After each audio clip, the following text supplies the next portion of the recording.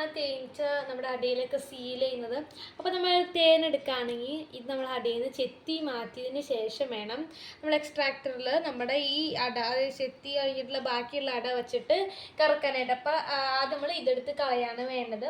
അത് നമ്മളിപ്പോൾ തേനെടുത്ത് കഴിഞ്ഞിട്ടുള്ളതാണ്. ഇപ്പോൾ നമുക്ക് ഈ പ്രാവശ്യം രണ്ടാമത്തെ ആയിട്ടാണ് നമ്മൾ തേനെടുത്തിരിക്കുന്നത്. അടയൊക്കെ ഉണ്ടല്ലോ, ഈ അടയൊക്കെ ശരിക്കും പറഞ്ഞാൽ ഒരുപാട് വിലയുള്ളത്. ഇത് വെച്ച് നമുക്ക് ഒരുപാട് പലതരം പ്രൊഡക്റ്റ് ഒക്കെ ഉണ്ടാക്കാം.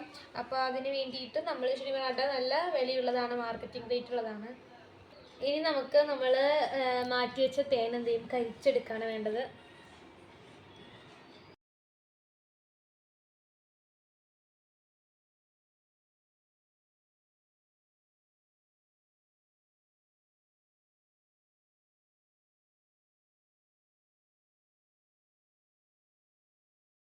ഇനി അരിച്ചെടുത്തിട്ടുള്ള ഈ തേനിൻ്റെ പക്കത്തോടെ നമ്മളൊരു നെറ്റ് വെച്ച് കെട്ടി 2 ദിവസം വെയിലത്ത് വയ്ക്കണം. ഇതിനകത്ത് എപ്പോഴും ജലാംശത്തിൻ്റെ ഒരു ഇതുണ്ടാവും. അപ്പോൾ അതുകൊണ്ട് തന്നെ നമ്മൾ എന്ത് ചെയ്യണം, 2 ദിവസം വെയിലത്ത് വെച്ചിട്ട് വേണം അതിൻ്റെ ജലാംശം കളയാനായിട്ട്.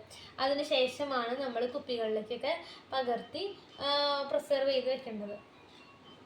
വെയിലത്ത് വയ്ക്കുമ്പോൾ ഒരു വലിയ പാത്രത്തിൽ വെള്ളം നിറച്ചിട്ട് വേണം വയ്ക്കാൻ, അല്ലെങ്കിൽ നമ്മൾ അതിൽ ഉറുമ്പോ വല്ലതൊക്കെ ചാടും. അപ്പോൾ അതുകൊണ്ടാണ് നമ്മൾ വെള്ളത്തിൽ നിറച്ച് വേറെ പാത്രത്തിൽ വയ്ക്കുന്നത്.